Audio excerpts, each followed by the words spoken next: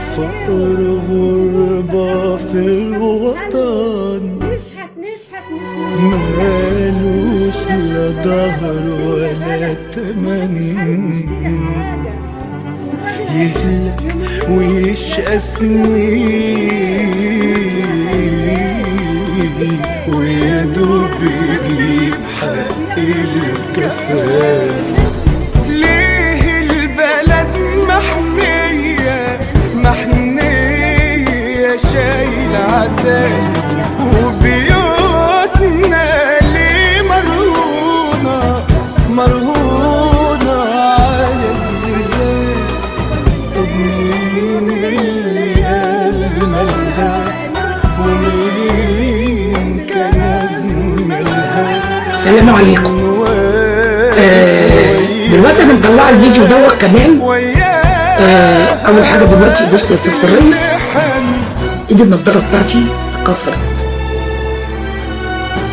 ما معيش اصلحها والله، ليه ما معيش؟ يا ريت تبعت لي حد يصلحها لي. معلش يا جماعه انا بعتذر عن الالفاظ طبعا، بس بجد والله يعني البلد حالتها تقرف ومفيش حد فاهم حاجه ومفيش حد عارف حاجه، غلا وقرف ووجع قلب وكلنا في نفس الهم. مفيش حد يطلع يقول لي معلش نستحمل. هتستحمل ايه؟ بقالنا 10 سنين في كدبه ولابسينها وبالهنا والشفا ومحدش فينا قادر يفتح بقه. اللي هيتكلم ابن سجون، ابن معتقلات، ابن زفت، ابن قرف، ابن وجع قلب، وتتهان ويطلع عين اهلك عشان بتقول الحق. الناس دي مش عايزه حد يقول لهم الحق، الناس دي عايزه اللي يطبل لهم ويسقف لهم، واحنا نولع نموت من الجوع، عيالنا تموت ولا فارق معاهم اي حاجه. والله انا عمري ما كنت بتاعت سياسه ولا ليا في السياسه، بس انا دلوقتي هدفع نوري وايجاري ازاي؟ والله يعني حد يسمعنا، حد يبص لنا بعين الرحمه. لا عمرنا قلنا العيش بكام ولا الكهرباء بكام ولا الدنيا بكام. احنا كل امنيتنا ان احنا نعيش كبني ادمين.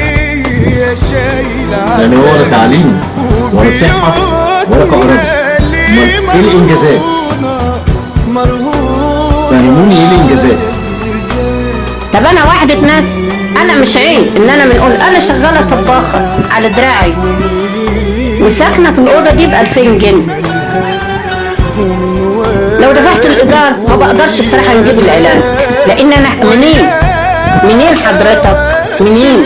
أنا مش عايزة نتكلم بس عشان محدش يقول لي أنت بتشحتوا في الكلام الفارغ اللي أنتوا بتقولوه، بس أنا بنوريك جزء من حياة الغلبان اللي بيشتغل على دراعه. فطبعا ما تجيش تقارني بدولة الحد الأدنى للأجور فيها يعتبر ضعف اللي هنا أو ضعفين اللي هنا، وتيجي تقول لي ما هو كده احنا أرخص في كام؟ بناكل كام؟ الناس مش هتسقط عليك كده هذا الكتير أبدا. متأكد إن أنا هبقى أول رصاصة حضرة الصورة فتح السيسي. سيد الرئيس سيبها بشياكه علشان خاطر اللي جاي لا هيرضيك ولا هيرضينا. هتسيبها بشياكه، قول يا جماعه شكرا انا مش قادر، قول يا جماعه شكرا انا عملت اللي عليا واللي جاي مش بتاعي. جماعة الخير رحت كارفورز عشان قلت اشتري شوية حاجات. المهم ما حدش يقدر يشيل زيه. لا حضرتك راجع معلوماتك ولازم تكون عارفه ان بلد 120 مليون لا يمكن ان تعدم الكفاءات. مصر فيها 1 و2 و10 و20 مليون يقدروا يقودوا سفينه الوطن دي ويعدوا بها البر الامان ويؤدوا اداء افضل من اداء السيد الرئيس عبد الفتاح السيسي في كافه الملفات. انا شغال بقيت اسبوعين على لعبه واللعبه خلاص في اخر مراحلها، كان فاضل لي اكمل شويه اجزاء في الماب واكمل شويه اجزاء في البرمجه وخلاص اللعبه خلصت. مش معايا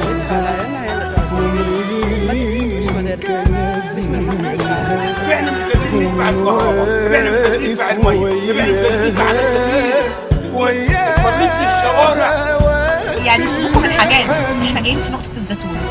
رحت راجل بتاع الزيتون قلت لي ايه؟ قلت له حط لي مثلا تمنة او ربع حبة زيتون قد كده والله العظيم ما يتعدوش الاصابع. فلقيته بيقول لي 600 جنيه. قلت له ايه ده حبيبي 600 جنيه زيتون؟ اتكلم عليه خلاص ومستنيين الوقت اللي يغور فيه. كلنا عرفنا حقيقة الصيف. كل نصيبة تحصل في العالم نعلق فشلنا على شماعة الإخوان، نقول إيه الإخوان هم السبب. فين هم الإخوان؟ ما عادش في إخوان خالص نهائي. الاخوان اللي موجودين حاليا دلوقتي بيتفرجوا عليكم من بعيد.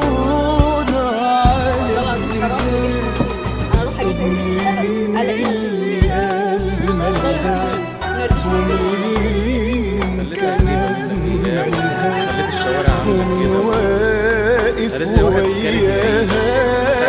وياها وقت المحن ما شافش مستشفيات غير على وشك. الواحد قرف خلاص حرفيا من البلد دي كل يوم.